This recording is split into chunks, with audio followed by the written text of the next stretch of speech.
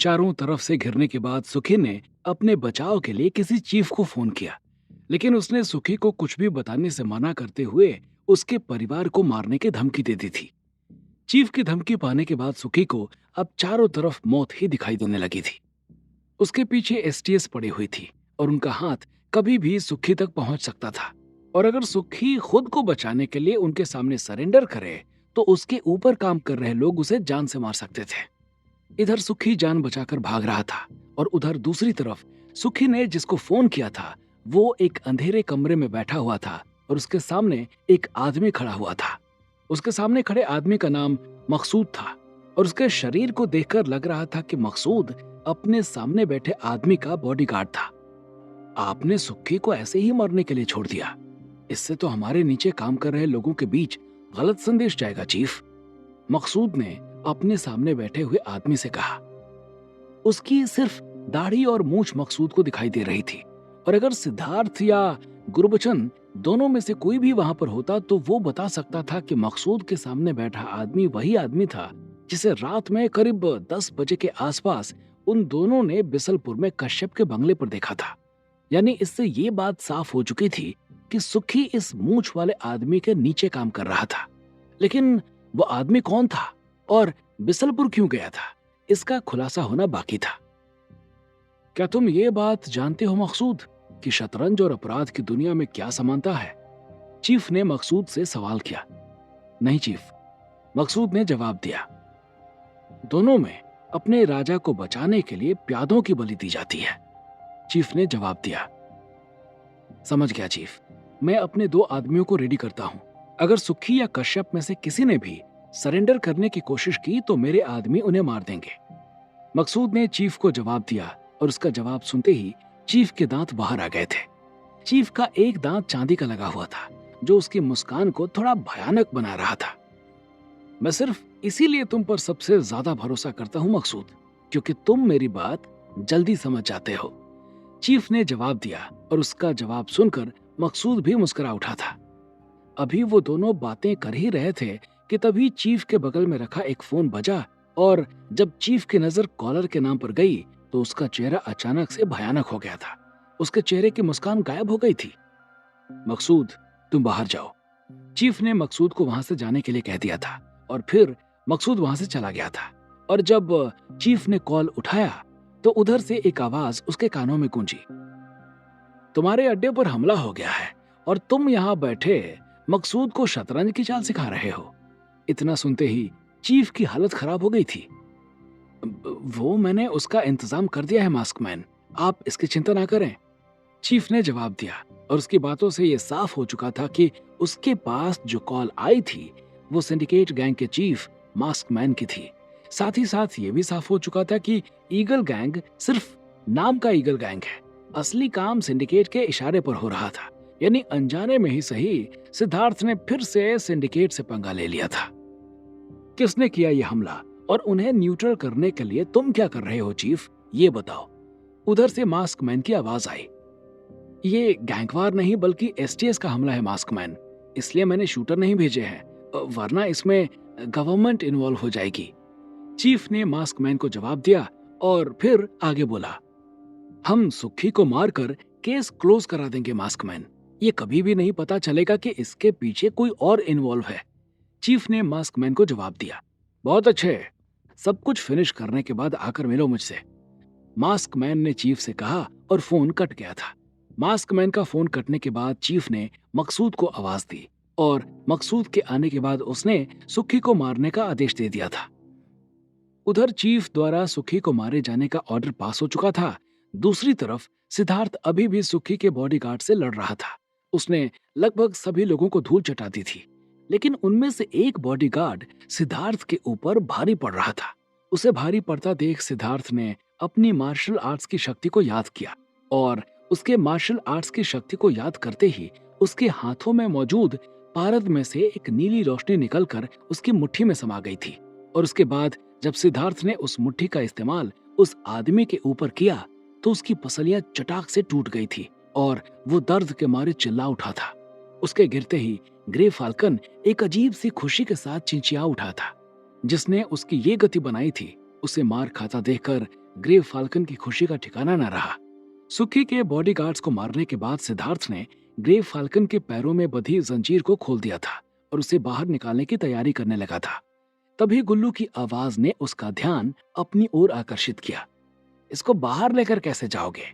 इसका शरीर बहुत बड़ा है और दरवाजा इतना छोटा सा। गुल्लू ने सिद्धार्थ से कहा। गुल्लू ठीक कह रहा था। उस कमरे का दरवाजा इतना छोटा सा था कि उसके थ्रू ग्रे फाल्कन को बाहर लेकर जाना असंभव था। इसलिए सिद्धार्थ अब उसे बाहर निकालने का आइडिया ढूंढने लगा था।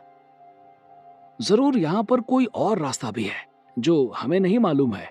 इसे उसी के थ्रू अंदर लाया गया होगा, सिद्धार्थ ने गुल्लू से कहा और फिर ग्रे फाल्कन की ओर देखते हुए बोला, तुम्हें किधर से यहाँ लाया गया था? कुछ याद है? नहीं, मैं बेहोश था, ग्रे फाल्कन ने जवाब दिया। और उसके जवाब देने के बाद सिद्धार्थ ने इधर उधर देखना शुरू कर दिया था। उसे इस बात का पक्का यकीन था कि जरूर यहाँ कोई ऐसा तिलस्मी दरवाजा होगा जिसके थ्रू वो ग्रे फाल्कन को लेकर बाहर निकल सकता है। इधर सिद्धार्थ उस ग्रे फाल्कन को बाहर निकालने का रास्ता ढूंढ रहा था, तो दूसरी तरफ सुखी एसटीएस की टीम से बचने के लिए रास्ता ढूंढ रहा था। लेकिन तब तक एसटीएस की टीम उसे पूरे तरीके से घेर चुकी थी। अब बस सुसाइड ही सुखी के पास रास्ता बचा था कि वो सुसाइड करके चीफ के प्रकोप से अपने परिवार को बचा ले। लेकिन सुसाइड कहने में तो सिर्फ 4 अक्षरों का ही शब्द है, लेकिन इसको करने के लिए हिम्मत चाहिए होती है। सुसाइड करने वाला आदमी वही होता है जो दुनिया से पूरे तरीके से हार चुका होता है, जिसके पास ना तो कुछ खोने के लिए बचता है और ना पाने के लिए। लेकिन सुखी के पास अभी भी बहुत कुछ था। वो सरकारी गवाह बनकर ईगल गैंग के सारे अड्डों के बारे में बताने और सिंडिकेट के मास्क मैन के बारे में बताने के बदले में अपने परिवार की सुरक्षा की मांग कर सकता है। और राकेश अस्थाना जैसा इंटेलिजेंस ऑफिसर उसकी इस बात पर सहमत भी हो जाने वाला था।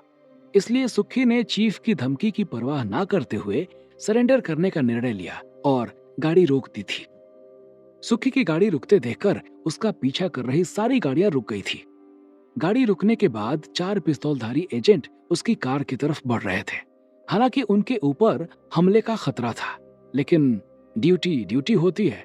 उन्हें अपनी जान पर खेलकर सुखी को पकड़ना था। वो कारों के पीछे से छुपते हुए सुखी की कार के पास पहुंच चुके थे। सुखी अभी अंदर ही बैठा हुआ था। उसे अपने चीफ के काम करने का स्टाइल पता था। वो ये बात जानता था कि उसके चीफ ने जरूर उसे मारने के लिए स्नाइपर भेज दिए होंगे, इसलिए वो कार से बाहर ही नहीं निकला। सरेंडर, इतना कहकर कार के अंदर बैठे सुखी ने अपना सिर पीछे करते हुए अपने दोनों हाथों को कंधे के पीछे कर लिया था। उसके इतना कहने के बाद एसटीएस के एजेंट्स कार के अंदर जाकर बैठ गए थे और उसके बाद सभी कारें वहां से चली गई थी। एसटीएस के एजेंट्स को उसकी कार के अंदर बैठता देखकर सुखी को मारने के लिए भेजे गए स्नाइपर ने मकसूद को फोन करके वहां हुई घटना के बारे में बता दिया था। एक बुरी खबर है चीफ, मकसूद ने चीफ से कहा। सुखी ने सरेंडर कर दिया क्या? चीफ ने मकसूद से सवाल किया। हाँ चीफ, अब आगे क्या करना है? मकसूद ने चीफ की ओर देखते हुए कहा, उसकी पूरी फैमिली को उठवा लो। चीफ ने मकसूद को ऑर्डर दिया और उसका ऑर्डर पाकर मकसूद वहां से जाने लगा था। तभी चीफ के नंबर पर मास्क मैन का कॉल आ गया था। मकसूद को रोको, सुखी की फैमिली को पकड़ने जाने का कोई फायदा नहीं है। चीफ के कॉल उठाते ही मास्क मैन ने उधर से जवाब दिया और उसका जवाब सुनकर चीफ एकदम से सख्ते में आ गया था। चीफ का दिमाग बस यही सोचकर खराब हो रहा था कि आखिर में मास्क मैन को हर घटना के बारे में पता कैसे चल जाता है और साथ ही साथ उसे ये कैसे पता चल जाता है कि उसने अभी मकसूद से क्या कहा है। क्यों? चीफ ने सवाल किया। क्योंकि एसटीएस ने अपने आदमी सुखी की फैमिली की सेफ्टी के लिए भेज दिए हैं। अब अगर तुमने कोई हरकत की तो सरकार तुम्हें बर्बाद कर देगी। मास्क मैन ने इतना कहकर फोन काट दिया था। सुखी के सरेंडर की बात सुनकर चीफ के चेहरे की हवाएं उड़ गई थी, क्योंकि दुनिया ने भले उसका चेहरा नहीं देखा था, लेकिन सुखी उसे भली भांति पहचानता था। इसलिए अब उसे अपनी पोल खुलने का डर सताने लगा था। मुझे सुखी मुर्दा चाहिए मकसूद, उसके लिए मर्जी हो तो पूरे राजसमंद में आग लगा दो। चीफ ने मकसूद को ऑर्डर दिया और फिर वहां से उठकर चला गया था। उधर चीफ को अपनी पोल खुलने का डर सताने लगा था। दूसरी तरफ अभी भी सिद्धार्थ वहां दरवाजे को ढूंढ रहा था, तभी उसे ग्रे फाल्कन की आवाज सुनाई पड़ी। मुझे बहुत दर्द हो रहा है सिद्धार्थ, मुझे वो जादुई पानी फिर से पिला दो। उसकी बात सुनकर सिद्धार्थ उसके पास पहुंच गया था।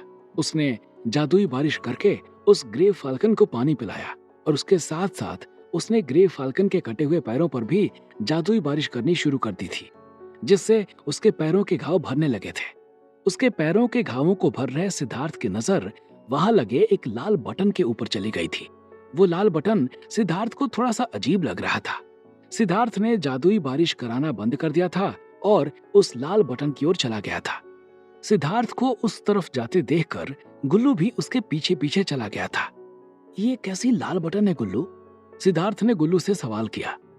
पता नहीं, मुझे क्या मालूम, मैं इंसान थोड़े हूँ, गुल्लू ने तुनकते हुए जवाब दिया। और उसकी बात सुनकर सिद्धार्थ अब गुल्लू से नाराज हो गया था, क्योंकि जिस गुल्लू को बचाने के लिए वो अपनी जान जोखिम में डालकर आया था, वो गुल्लू अभी भी उसके ऊपर तंज कस रहा था। कुछ देर तक सिद्धार्थ वहां बैठकर कुछ सोचता रहा और फिर उसने उस लाल बटन को दबाने का निर्णय ले लिया था। सिद्धार्थ ने जैसे ही वो लाल बटन प्रेस किया कि पूरा कमरा हिलने लगा था। ऐसा लग रहा था कि जैसे भूकंप आ गया हो। साथ ही साथ उस कमरे की सारी लाइट बंद हो गई थी और उसकी जगह डिम लाइट जलने लगी थी। उस कमरे को हिलते देखकर सिद्धार्थ के चेहरे की हवाएं उड़ गई थी। वो समझ गया था कि उसने गलती से कोई नई मुसीबत अपने सिर पर मोल ले ली है। तभी उसकी नजर वहां बनी एक घड़ी जैसी दिखने वाली लाल पट्टी पर गई, जो शायद उस बटन के दबाने के बाद उभर कर आई थी। और उस पट्टी को देखते ही सिद्धार्थ को उस कमरे में भूकंप आने की असली वजह पता चल गई थी। क्या था उस कमरे में भूकंप आने के पीछे का राज? और क्या एसटीएस बचा पाएगी सुखी भाई को मकसूद के हाथों? कौन छुपा है मास्क मैन के चेहरे के पीछे? क्या कभी लग पाएगा इस बारे में पता? क्या होंगे इन सभी सवालों के जवाब? हमें कमेंट करके जरूर बताएं। और आगे की कहानी जानने के लिए सुनते रहिए भूमिपुत्र, सिर्फ पॉकेट एफएम पर।